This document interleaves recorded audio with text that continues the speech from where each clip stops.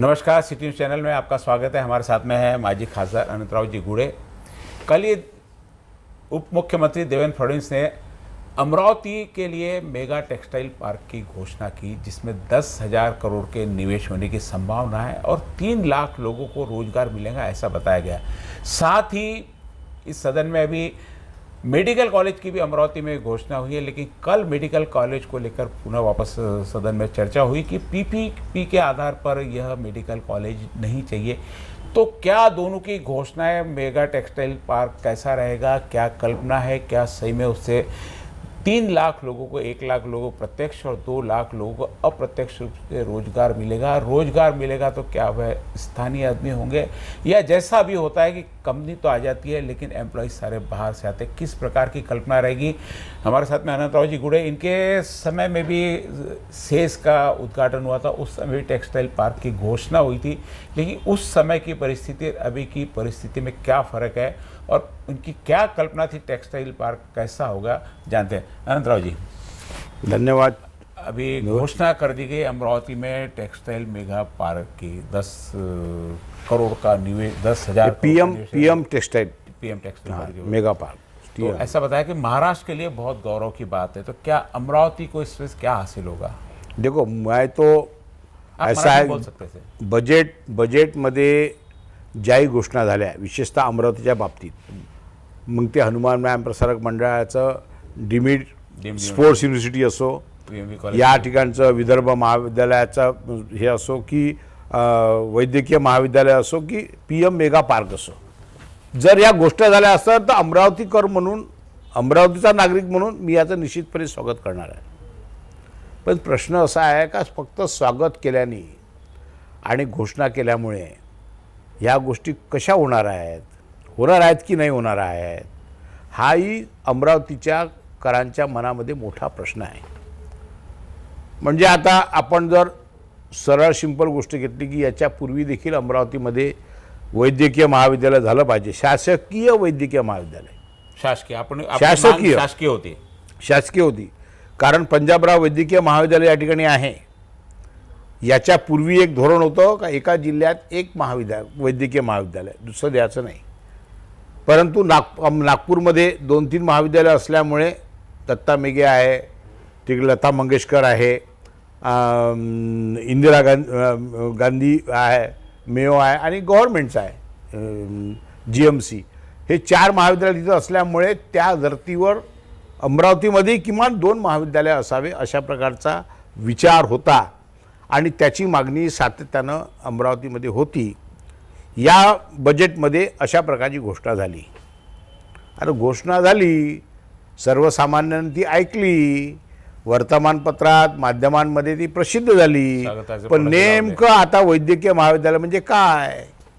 दुसऱ्याच दिवशी काल अमरावतीच्या माननीय आमदार शुल्भाताई खोडके यांनी बजेटचं जे वाचन केलं, त्या बजेटच्या पुस्तकांमध्ये जो अभ्यास केला, त्यामध्ये त्यांना असं दिसून आलं का हे पीपीपीच्या मेडिकल कॉलेजमध्ये म्हणजे पब्लिक प्रायव्हेटायझेशन, म्हणजे याचाच अर्थ की जागा महाराष्ट्र शासनाची, काही पैसा महाराष्ट्र शासनाचा, आणि रनर जो आहे, चालणारा जो आहे तो कोणीतरी एखादी संस्था, म्हणजे पुन्हा लता मंगेशकर या ठिकाणी येऊ शकते, दत्ता मेघे डीम या ठिकाणी येऊ शकते, किंवा मला अशी माहिती आहे का अमरावतीमध्ये एका कॉलेजला या ठिकाणी वैद्यकीय महाविद्यालयात दर्जा दिला जातो आहे, त्याची तयारी सुरू आहे, कदाचित तो शासकीयमध्ये कन्वर्ट होणार, म्हणजे नवीन उभारणी काही नाही। वैद्यकीय महाविद्यालय इथं शासकीय होण्याच्या पाठीमागचे जे फायदे आहेत, कारण जो विद्यार्थी शिकण्यासाठी येतो त्याला शासकीय वैद्य महाविद्यालयात फ्रीमध्ये ॲडमिशन मिळते, सगळ्यात महत्त्वाचं आहे। आज वैद्यकीय महाविद्यालयात MBBSसाठी प्रवेश घेणं हे अत्यंत कठीण आणि खर्चिक झालं आहे। ते होऊ नये म्हणून विद्यार्थ्याला त्या ठिकाणी शासकीय महाविद्यालयामध्ये प्रवेश मिळू शकते। नीटच्या माध्यमातून पास झालेले जेवढे विद्यार्थी असतात त्यांची मेरिट लिस्ट लागते आणि मेरिट लिस्टनं प्रवेश होतो, म्हणून शासकीय महाविद्यालय पाहिजे। हे जर पीपीपी झालं तर मग गव्हर्नमेंटचा काही थोडासा कोठा राहिला तर ठीक आहे, राहील, नक्की सांगता येत नाही। एका गव्हर्नमेंट कोठा देईल, दुसरा गव्हर्नमेंट काढून घेईल, पण त्याच्यानंतर ते महाविद्यालयामध्ये प्रवेश कसे होतील? PPP जी आली त्यांच्या माध्यमातून प्रवेश होणार काय? या सगळ्या आता अत्यंत कठीण गोष्टी होऊन बसल्या आहे.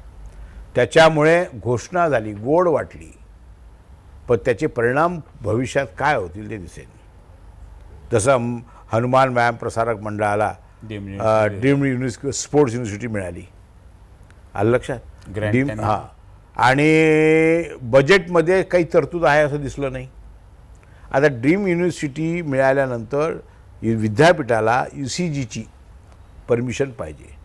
आता यांचा प्रस्ताव पूर्ण तयार होईल, तो UCGकडे जाईन. UCGकडे किमान वर्ष, 1.5 वर्ष, 2 वर्ष लागू शकतात. या काळात लोकसभेच्या निवडणुका होतील, या काळात विधानसभेच्या निवडणुका होतील. सरकार बदलते, काय मुख्यमंत्री होईल बदलते. नक्की कोणीच काहीच सांगू शकत नाही. आज सरकार आहे ते राहील की नाही, नवीन सरकार येईल ते येईन काय, त्याच्यानंतर त्यांच्या मनामध्ये काय आहे, हे असे अनेक प्रश्न आहे. त्याच्यामुळे घोषणा वेगळी गोष्ट और प्रत्यक्षात इम्प्लीमेंट येणं वेगळी गोष्ट. मेडिकल आम्ही कॉलेज जेव्हा में पिछली बार बात चल रही थी कि जैसे सरकार घोषणा कर दे लेकिन पूरा सरकार के हाथ में नहीं करने, इसकी भी संस्था होती है, वो पूरा इस पे ये देखेगी, नियोजन करेगी, अप्रूव हो देती, ऐसा उसके बाद में कोई उसके लिए नहीं परमिशन नहीं लगती है नहीं कि सरकार नागपुर का जैसा GMC है पूरा गवर्नमेंट चलाती है. उसके इंदिरा- साथ IMC की इंदिरा- सब कुछ परमिशन लगती है कि इनको करने के लिए. काय की सेंट्रल की हाँ. हाँ सेंट्रल की परमिशन आती है, बिल्कुल. स्टेट गवर्नमेंट अपनी जगह देती, क्योंकि इनकी देखो ये मेडिकल भी में- 50% पार्टनरशिप में रहती. जगह स्टेट गवर्नमेंट देती, बिल्डिंग स्टेट गवर्नमेंट को बनाना पड़ता, कैंपस पूरा स्टेट गवर्नमेंट को बनाना पड़ता, एडमिशन्स और बाकी जो रूल एंड रेगुलेशंस है वो सारे सेंटर के IMC के चलते, इंडियन मेडिकल एसोसिएशन की जो है उनके नियम चलते. जैसी परीक्षा इनकी होती है नीट की, वो ऑल इंडिया लेवल पे जैसी होती है, कहीं पर भी कॉलेज रहो. इस बजट में जैसे घोषणा की तो बजट के लिए प्रोविजन भी तो रखा, 100 करोड़ 200 करोड़ 300 करोड़ कुछ भी 300 नहीं. करोड़ में काम हो जाता है. कुछ भी नहीं. कल मैंने जो सुना, मैंने तो पढ़ा नहीं, मैं फ्रैंकली बताता हूँ, मैंने पढ़ा नहीं, लेकिन बजट में अमरावती मेडिकल कॉलेज के लिए कुछ निधि दिया है ऐसा दिख नहीं रहा है. इसके पहले महाविकास आघाड़ी के टाइम पे भी घोषणा हो गई थी, उस टाइम भी निधि उस वक्त भी घोषणा हुई थी. उसी प्रकार की घोषणा है कि उससे अलग हटके घोषणा बस हुई है? उसकी उस प्रकार की घोषणाएं है, जब तब न्यू नहीं रखी जाती. नहीं, फिर कल जैसे सदन में- जहाँ जगह देखी है नांदगांव पेट में, हाँ. समझो जो नांदगांव पेट के जगह का निरीक्षण हुआ है, जहाँ टीम आई थी, माननीय यशोमती ठाकुर जी जब यहाँ पालक मंत्री थी, उस वक्त जो देखा गया उसी पे ये हो रहा है कि मार्डी रोड पे अलग हो रहा है. इसका कोई जवाब नहीं यानी है. अभी जैसा आप बता रहे हैं कि यानी PPP वाले तो जो स्थापित कॉलेज है उसी को शासकीय कॉलेज का दर्जा दे देंगे, ऐसा संभावना एक दिखती है. या जो ऑलरेडी इस लाइन में, जैसे आपने मेगा का बताया, लता मंगेशकर का बताया, उनकी संस्था भी यहाँ पे आके जगह लेके अपना बना सकती है, किसी की जगह एक्वायर करके बना सकती है, या नया प्रोजेक्ट होगा, ऐसे कुछ भी तय अभी नहीं है. क्या होगा पता नहीं, सिर्फ एक घोषणा हो गई है. पक्का कुछ नहीं, लोग संभ्रम में हैं. शासकीय वैद्यकीय महाविद्यालय और PPP के अंतर्गत महाविद्यालय क्या होने वाला है अभी कोई कुछ नहीं शासकीय है. और PPP मुझे तो ऐसा लगता है कि ये चुनावी जुमला है. चुनाव को टाइम है अभी, एक कहीं बजट- कहाँ एक टाइम बजट है, और अभी होगा लोकसभा आ रही 2024 में, उसके बजट कहाँ आ रहा है, उसके बाद में यही बजट है, लास्ट यही बजट है. 2024 में तो चुनाव, अगले मार्च में, अगले फरवरी मार्च में बजट नहीं आएगा, स्टेट का भी नहीं आएगा, लेखा अनुदान आएगा. बजट तो यही है ना, घोषणा नहीं करते आएंगे, देश में आचार संहिता लग जाएंगी. आदर्श आचार संहिता अगर देश में लग गई तो बजट तो डिक्लेयर- फिर उनको घोषणा नहीं करते आएंगे. यानी घोषणा करने ये बजट चुनावी बजट है, ये ऐसा बोलना है आपको बुरा? चुनावी मामला है, जुमला है. क्योंकि अमरावती में बहुत सारी इन्होंने अभी घोषणाएं कर दी. महानुभाव पंत को वहाँ पे निधि दे दी, रासू गवई के स्मारक के लिए निधि दे दी. तो अमरावती में इतना विशेष क्यों मेहरबानी हो गई? क्योंकि क्या है कि अमरावती में से पूछे जाए तो पॉलिटिकल लेवल पे अगर विचार किया जाए तो भारतीय जनता पार्टी को पिछले वक्त धक्का बैठाया. या शहर का आमदार चुन पराभूत हुआ है, यहाँ दर्यापुर का आमदार उनका पराभूत हुआ है. जो सीट ही नहीं कोई बीजेपी की पूरी अमरावती उधर में. अमरावती में बीजेपी की सीट ही नहीं है. अमरावती में थी ना, सुनील देशमुख इस के बार रहते हैं। पीछे नहीं है। हाँ नहीं है ना, तो त्यूसा उनकी चली गई है, तो उसके वजह से मोर्शी की चली गई है, तो उसके वजह से ये पॉलिटिकल गेम भी हो सकता है, क्या कहना। और जो टेक्सटाइल पार्क की घोषणा की अभी, मेगा टेक्सटाइल पार्क पीएम का, जैसा आप बता रहे, उसके लिए प्रोविजन और उसका अमरावती को क्या फायदा है? देखो ऐसा क्या है, वो भी जैसे पिछले- जैसे अभी मेडिकल कार्ड की आप बता पिछले रहे कि 6 महीने जुमलेबाजी, डॉक्टर क्या वो भी अनिल- जुमलेबाजी में जाएगा? डॉक्टर अनिल बुंडे राज्यसभा के सांसद होने से पहले ये एमपी मेगा टेक्सटाइल पार्क की बात सामने आई थी। उसी वक्त सभी लोगों प्रतिनिधि ने वो अमरावती में आएगा, कोई बोल रहे थे वो संभाजी नगर में जा रहा है, नहीं अमरावती आएगा, ऐसा चल रहा आंदोलन में था। चले थे, नहीं अमरावती में होना कल चाहिए। उन्होंने अथॉराइज घोषणा कर दी कि वो अमरावती में आएगा। मैं उस बात का स्वागत करता हूँ, लेकिन 10,000 करोड़ बोले तो क्या है। देखो ऐसा है, माननीय प्रधानमंत्री साहब घोषणा कर देते हैं, जैसे उन्होंने स्मार्ट सिटी 2014 में स्मार्ट सिटी, मुझे बताओ ना, 2022 चल रही, कौन सी स्मार्ट सिटी खड़ी हुई? 2014 में उन्होंने घोषणा की, 2022 आ गया, 23 आ गया, अगले साल चुनाव है, मुझे बताओ तो देश में कौन सी स्मार्ट सिटी तैयार हुई? समय लगता होता था सबको। हाँ, कहाँ शुरू तो बताओ। नागपुर को मिली थी स्मार्ट सिटी, अमरावती की बहुत कोशिश हुई थी। अमरावती कोशिश हुई थी, अमरावती को नहीं मिला, लेकिन नागपुर की मिली थी स्मार्ट सिटी। तो स्मार्ट सिटी के क्या नाम से आए, क्या आपने पढ़े? स्मार्ट सिटी के नाम क्या है? 2014 स्मार्ट सिटी में क्या क्या होना चाहिए? स्मार्ट सिटी नाम का वो कॉन्सेप्ट फ्लाईओवर ही होना नहीं है। चाहिए, मेट्रो होना चाहिए, एयरपोर्ट होना चाहिए, शहर के रास्ते इस प्रकार से होना चाहिए। मुझे तो कुछ नियमावली नहीं दिखी। बम्बई में मैं घूमता हूँ, मुंबई था, नया मुंबई था, कुछ भी नहीं दिख रहा। तो ऐसा ना हो जाए स्मार्ट सिटी के जैसा एमपी मेगा टेक्सटाइल पार्क का हो, क्योंकि ऑलरेडी अमरावती में टेक्सटाइल पार्क है। जब मैं सांसद था, सुनील देशमुख पालक मंत्री थे, अशोक राव जी चौहान उद्योग मंत्री थे, तो यहाँ टेक्सटाइल जोन का उद्घाटन हुआ था। उसके बाद में यहाँ 34 कंपनियाँ आई हैं, रेमंड आई है, श्रीराम आई है, बाकी कंपनी आई है। अगर आप जाके देखेंगे तो दोनों तरफ से रास्ते से अच्छी कंपनियाँ अमरावती की एमआईडीसी में शुरू हुई। अब टेक्सटाइल में, एमपी टेक्सटाइल पार्क में, मेगा टेक्सटाइल पार्क में क्या विशेषताएं आएंगी, ये जब तक सामने नहीं आता। आपके हिसाब से क्या विशेषता क्या होनी सामने नहीं, जब तक नहीं आता ऐसा टेक्सटाइल पार्क में। यहाँ कपास है, अब यहाँ टेक्सटाइल मिले है, वहाँ विदर्भ का कपास है, वो बोलते ये कपास हमको चलता ही नहीं। वो कपास बाहर से बुलाते, इसका ट्रांसपोर्टेशन उसकी बढ़ जाएगा। मशीनरी बाहर से बुलाते, काम करने वाले उसको लोग। काम करने वाले इंजीनियर जो एक्सपर्ट है वो बाहर से बुलाते। हमारे लोग वहाँ काम करेंगे, कौन से करें? अभी आपने कहा कि 1 लाख लोगों को रोजगार मिलेगा, कहाँ? साफ सफाई करने के लिए, झाड़ झूड़ करने के लिए, यानी स्किल काम अपने आप में स्टेशन नहीं की मिले। चौकीदारी करने के लिए। स्किल्ड वर्क कहाँ है? जब यहाँ टेक्सटाइल पार्क, अगर इसके पहले भी और लोग बाद तो में, यहाँ है ना, यहाँ के लोग सारे पुणे, औरंगाबाद, बेंगलोर से बात हाँ, करते हैं, फिर तो उनको यहाँ नहीं ना, फिर बाहर से लोग यहाँ आने की ज्यादा जरूरत है। एम्प्लॉयमेंट तो फिर भर्ती तो ओपन रहेगी, वो कहीं से भी आएंगे ना। अमरावती की भर्ती करना चाहिए, ऐसा तो कहीं नहीं, ऐसा है, अगर विदर्भ में कुछ बनता है, विदर्भ में बेरोजगारी है, तो सबसे पहले चांस विदर्भ के लोगों को देना चाहिए। मैं तो ऐसा कहता हूँ, एमपी मेगा टेक्सटाइल पार्क आने के पहले उस टेक्सटाइल पार्क को जो मनुष्यबळ जे काही लागणार आहे बनाने के लिए ते मनुष्यबळाची तयारी या ठिकाणी पहिल्यांदा करायला पाहिजे, त्यांचे ट्रेनिंग घ्यायला पाहिजे।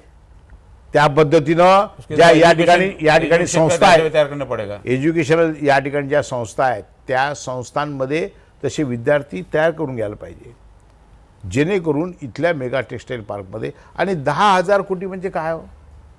10,000 कोटी रुपयात 1 लाख लोकांना कसा काय रोजगार मिळणार आहे? काल सांगितलं असं काहीतरी 1 लाख लोकांना 15,000 करोड रुपयाचा विद्युत इथं प्रकल्प आहे। 15,000 कोटीच्या ह्याच्यात 800 माणसं तर काम करतात, 1 लाख लोक, आणि त्याच्यावर 2 लाख लोक बाहेर, हो। म्हणजे प्रत्यक्ष 1 लाख और अप्रत्यक्ष 2 लाख, कसं काय शक्य आहे? आज जी एमआयडीसी सुरू झाली आहे, इतके टेक्सटाईल सुरू झाले आहे, त्या ठिकाणी विद्युत प्रकल्प सुरू झाला आहे, त्याच्यावर तरी 2 लाख लोक अप्रत्यक्षपणे पोट भरत आहे सध्या। पण असं आहे मग त्याच्यामुळे हा सगळा और ये जो कल्ला आहे. जो शेवटी MP मेगा टेक्सटाइल्स पार्क हे जो नाव बोल रहे- जेव्हा येते, नहीं नाम बोल रहे हैं, और एग्जैक्टली मेगा टेक्सटाइल पार्क है क्या है, किस प्रकार की, जैसे आपकी कोई कल्पना होगी तो उसमें क्या क्या होना चाहिए, टेक्सटाइल पार्क है ना, कैसा क्या कल्पना है आपकी? चलो आपसे पूछे कि टेक्सटाइल पार्क क्या बनाना, आप क्या नियोजन बताएंगे? असं आहे की मुंबईमध्ये मोठ्या प्रमाणात कापड गिरण्या होत्या. आजही देशातल्या अनेक भागामध्ये मोठ्या प्रमाणात कापड गिरण्या आहे. त्या मोठ्या प्रमाणात कापूस ते कापड ही जी कल्पना होती सुरुवातीपासून, कापूस ते कापड, विदर्भामध्ये मोठ्या प्रमाणात कापूस पिकत होता. ते कापूस ते कापड जे तयार करण्याची योजना आहे, मग कापूस, कापसापासून धागा, धाग्यापासून कापड, कापडापासून त्याच्यावर सगळ्या प्रकारची Spinning, प्रिंटिंग, सभी आले कलरिंग आणि त्याच्यावर रेडीमेड पार्क त्याच्यासोबत, म्हणजे तयार कपडा जगामध्ये निर्यात होण्याच्या क्षमतेपर्यंत इथं टेक्सटाईल पार्क तयार झाला पाहिजे. रेडीमेड की त्याला मेगा, मेगाचा अर्थ काय, भव्य. यानी प्रोडक्शन से लेके फिनिश गुड तक पूरा पूरा जो टेक्सटाइल पार्क है, यानी कपड़े को लेके सिर्फ. अमरावती मोठं कपड्याचं मार्केट आहे, प्रचंड मोठं कपड्याचं मार्केट आहे. त्या लोकांना विचारात घ्यायला पाहिजे. ते लोक तयार आहे. मोठमोठे कपड्याचे मोठे मार्केट या ठिकाणी अमरावतीमध्ये सुरू झाले आहे. छोटी मोठी त्या 700 सगळ्या industry यहाँ पे है. आणि ते बाहेरून कपडा आणून या ठिकाणी रेडीमेड तयार करतात. बाहेरून वापस कपडा बाहेर आणून बेचतात. या वापस ठिकाणी बाहेर रेडीमेड तयार करतात. तर या मेगा टेक्सटाईल पार्कमध्ये अशा कंपन्या आल्या पाहिजे का जो कापसापासून रेडीमेडपर्यंत तयार कपड्यापर्यंत एकदम बॉक्समध्ये, कापूस पण इच्छाच. हां, ती त्यापर्यंत गेला पाहिजे.